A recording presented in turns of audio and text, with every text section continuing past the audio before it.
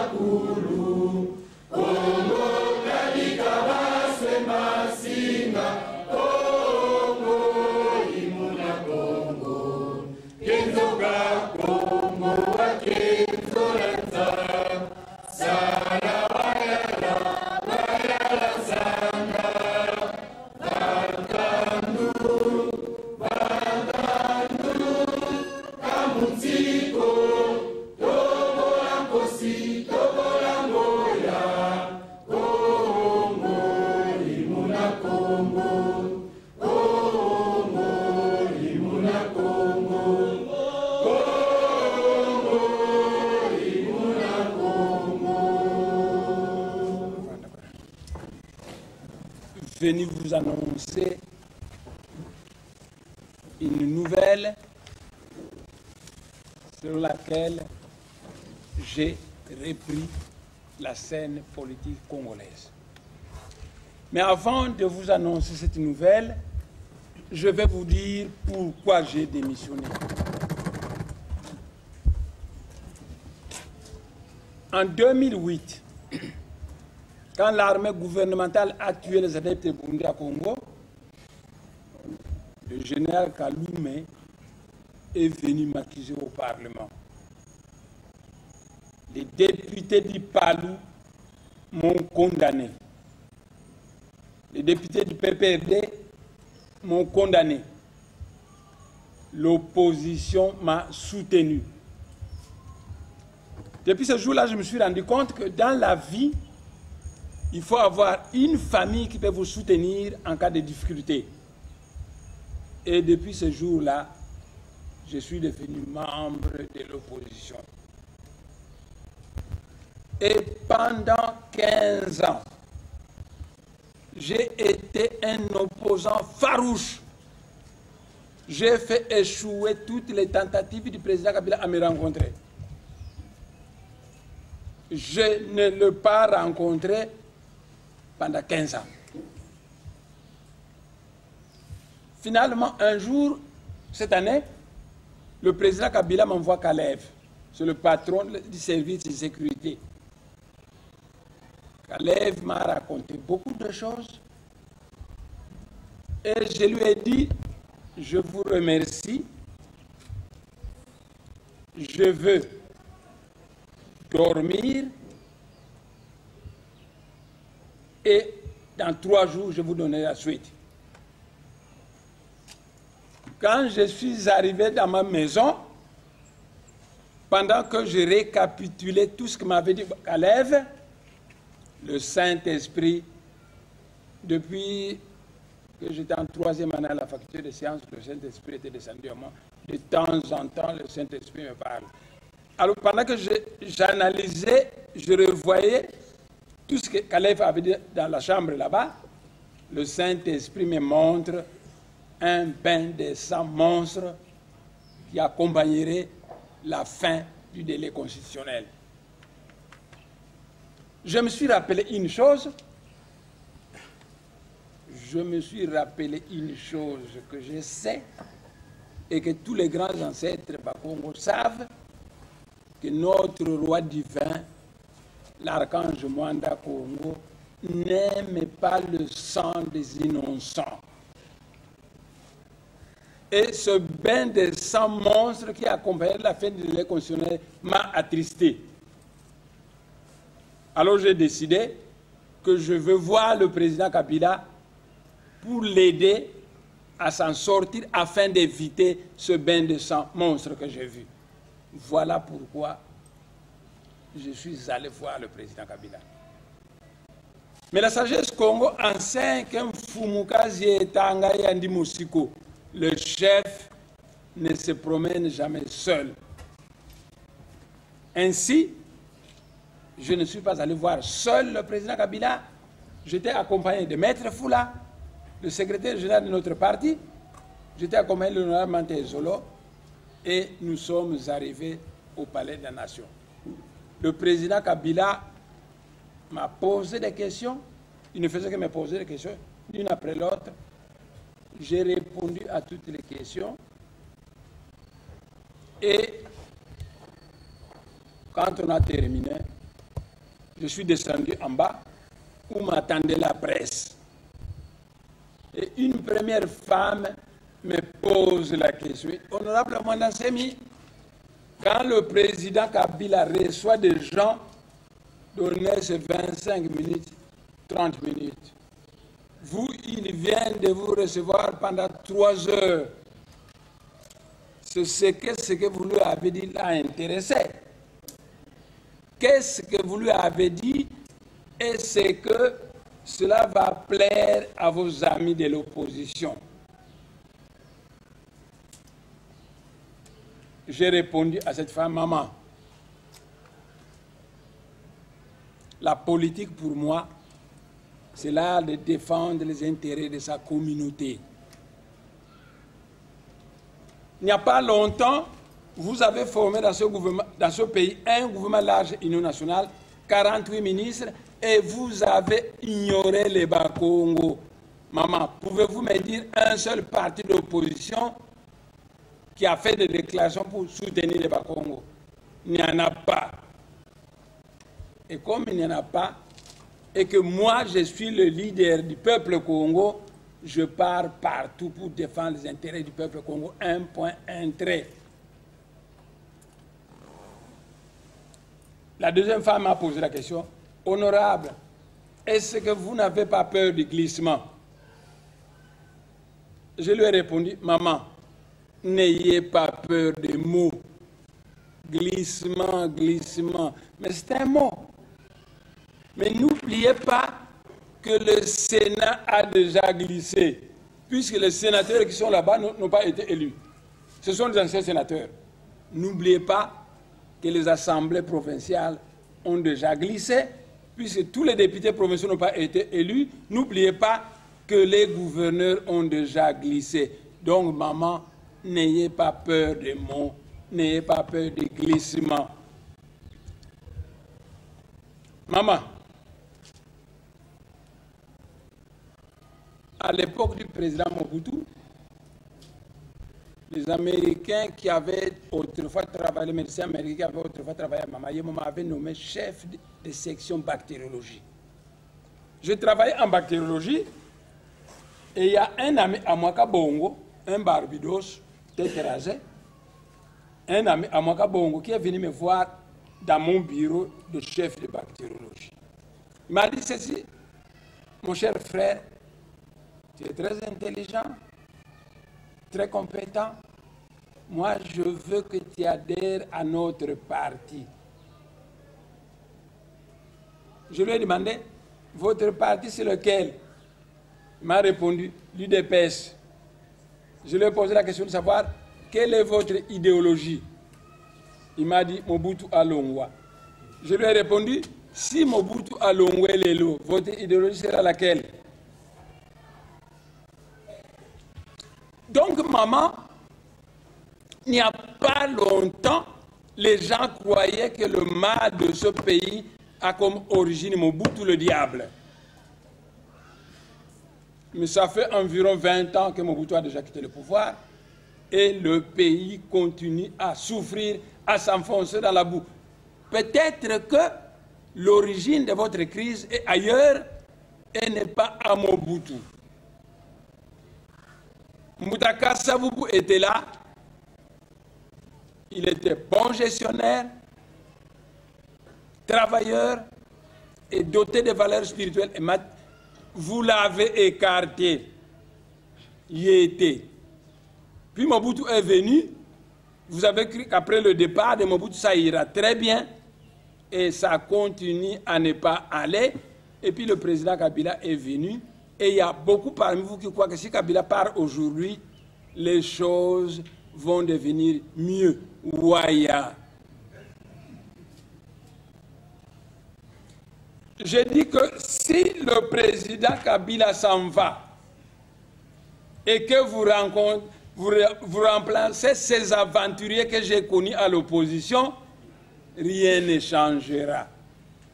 Mais si le président Kabila s'en va et que vous prenez un Congolais réellement oiseau rare, vous le placez au pouvoir, effectivement, les choses vont s'améliorer.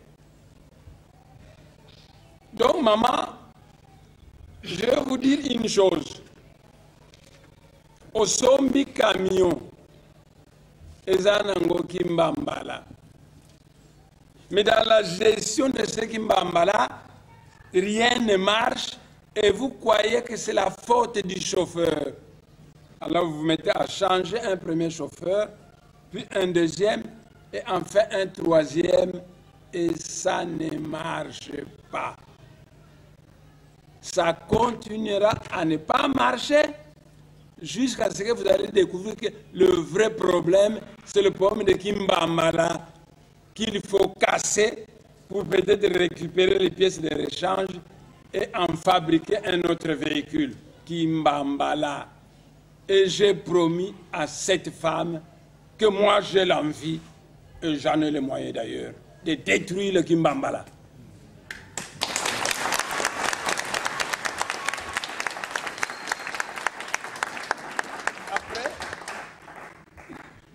J'ai quitté le palais de la Nation vers 19h et je suis rentré à ma maison.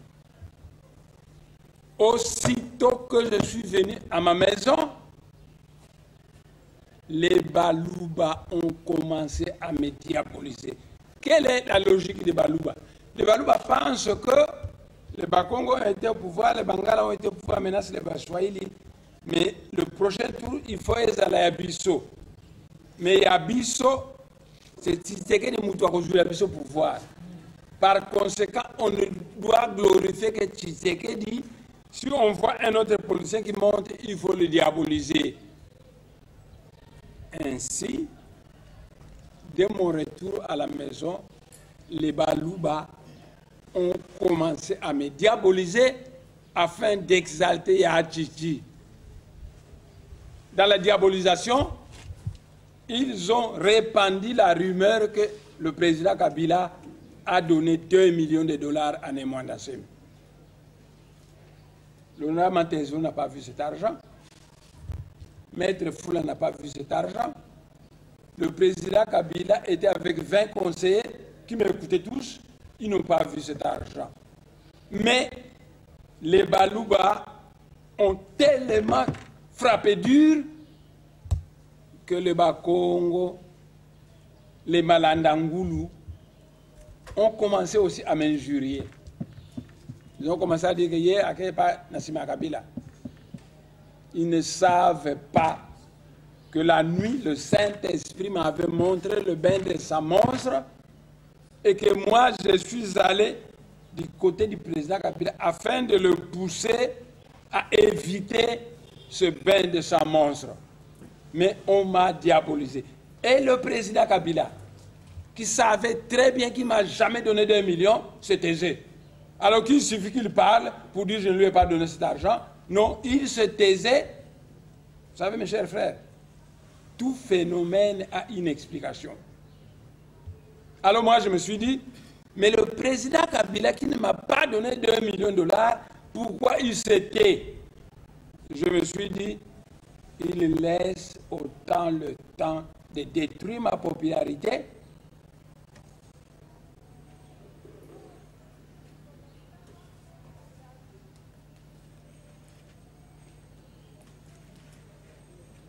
Finalement, je suis descendu au Bas-Congo.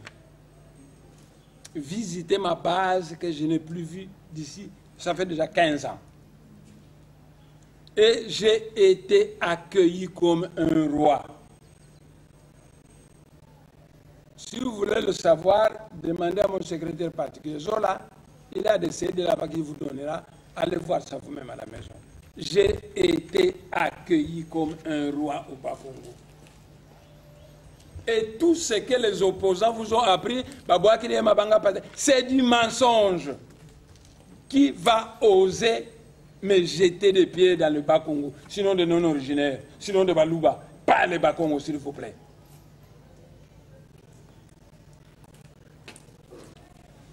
Je suis descendu au Bas-Congo. Vous savez que chaque fois que je me déplace au Bas-Congo, les Bas-Congo qui me vénèrent beaucoup viennent en masse m'accueillir.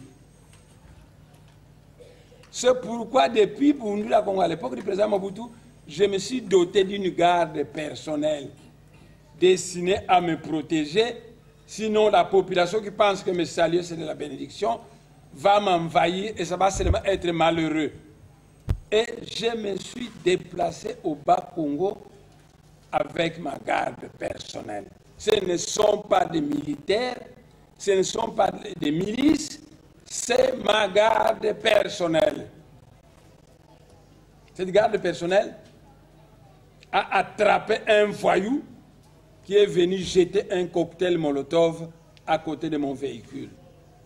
Naturellement, il a jeté le cocktail Molotov, mais ça n'a pas explosé sans effet. Et ma garde personnelle a arrêté ce voyou-là, tabassé, et lui a dit, tu nous dis qui est ton commanditaire. Sinon, on va te tuer. Et le voyou a dit, c'est Atou Matoubouana, vice-gouverneur, qui est mon commanditaire. Mes gardes personnels ont lâché ce voyou, ils l'ont remis aux hommes du général Patience, la police. La même chose à Boma, la même chose à Moanda. Ma garde personnelle a arrêté tous les voyous qui attendaient à ma vie. À Matadi, il y avait un bain de foule monstre et 2 voyous sont glissés derrière moi avec des revolvers. Ils étaient prêts à tirer et ma garde personnelle a saisi ce voyou, les a tabassés. Tu vas nous dire qui est ton commanditaire. Si tu ne le dis pas, on te tue. Et le voyou a dit, c'est Jacques Mbadou, mon commanditaire. Alors, mes adeptes, ma garde personnelle a dit, ok, général Patience, voilà le voyou, prenez-le. Donc, ma garde personnelle a assuré ma sécurité et a massacré, tabassé tous les voyous qui ont attenté à ma vie. Après les avoir tabassés, aussitôt qu'ils ont dit qui est le commanditaire, on a remis ce voyou aux hommes du général Patience, la police.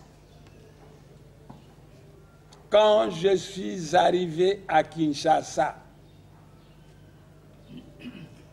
j'ai appris que M. Kalev, membre de la majorité présidentielle, patron du service de sécurité, a donné l'ordre au Bas-Congo pour qu'on puisse libérer tous les voyous qui ont attenté à ma vie. Alors je me suis dit, mais Kalev ne peut pas agir sans l'aval du président Kabila. Tentez d'assassiner le président Kabila et on va vous arrêter. Des voyous avec des revolvers, avec des cocktails Molotov qui ont attenté à la vie de Némouanda Semi. Monsieur Kalev les libère. Pour moi, c'était simplement malheureux pour la majorité présidentielle parce que M. Kalev c'est un membre de la majorité présidentielle, patron du service de sécurité.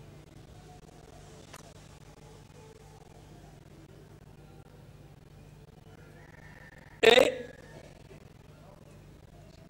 c'est pourquoi j'ai démissionné. Pourquoi j'ai démissionné? Deux raisons. La première raison, l'opposition qui me vénérait m'a diabolisé. Je ne peux plus rentrer à l'opposition, je démissionne. Deuxième raison, je suis allé sauver du naufrage le régime du président Kabila, mais voilà que Kalev libère les assassins qui ont voulu me tuer. Je me suis dit, donc le président Kabila n'a plus confiance en moi. Donc la majorité présidentielle m'a déçu, l'opposition m'a déçu et j'ai démissionné. Voilà pourquoi j'ai démissionné. Je n'ai pas démissionné parce qu'on m'a jeté des pierres. On ne m'a pas jeté des pierres. Les Bakongos s'exaltaient de joie. Partout, ils criaient Nkaka, Preso, Mukuluwa Moyo, Oumela. Je n'ai pas démissionné parce que les Bakongos m'ont jeté des pierres, mais j'ai démissionné parce que l'opposition qui me prenait comme un poids lourd venait de me diaboliser et le régime du président Kabila que j'ai sauvé du naufrage, il y a eu quelqu'un de la majorité présidentielle, Kalev, qui va libérer mes assassins.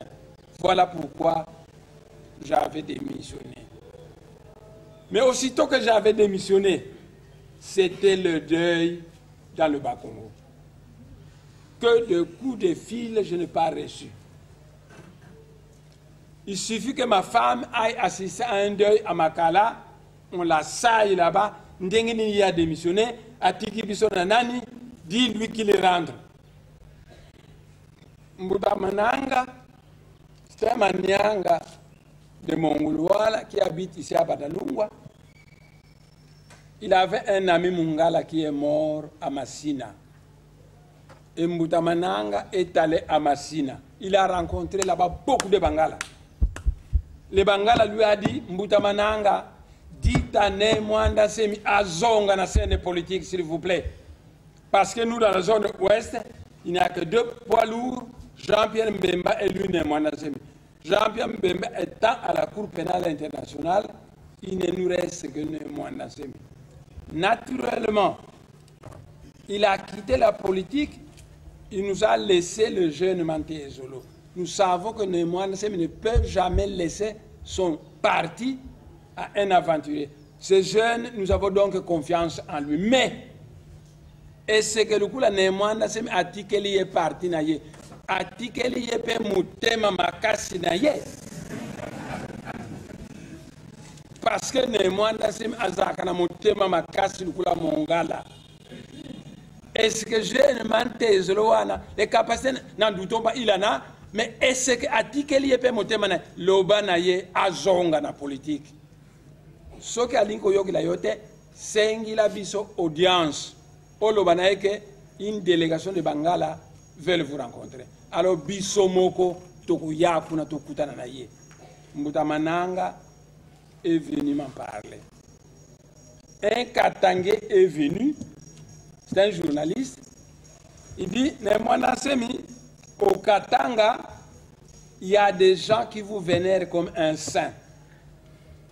Et ces gens nous ont téléphoné, ils nous ont dit, Alongwana parti politique na yete, atikala na politique. Un député de l'Ituri est venu me voir, il m'a dit ceci, Nemwanda Semi, notre base de l'Ituri vous aime beaucoup et il nous a chargé de venir vous voir afin que vous puissiez reprendre la politique, s'il vous plaît. Au quartier commercial, ici, à ma campagne, il y a un Moussouaïli qui habite là-bas.